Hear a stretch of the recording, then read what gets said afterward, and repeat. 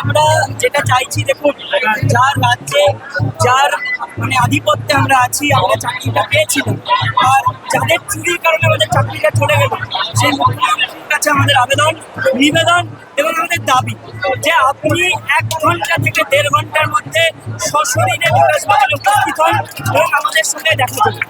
আমরা আপনার কাছে আমাদের কথাগুলো সরাসরি সামনাসামনি রাখতে।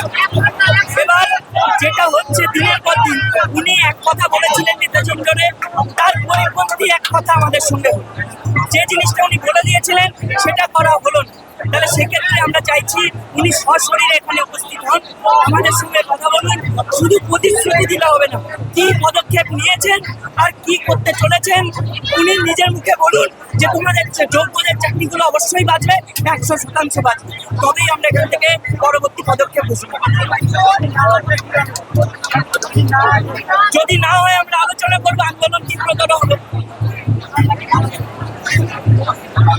বাংলা হান্টের আরও খবর দেখতে নজর রাখুন। বাংলা খবর মানেই বাংলা হান্ট।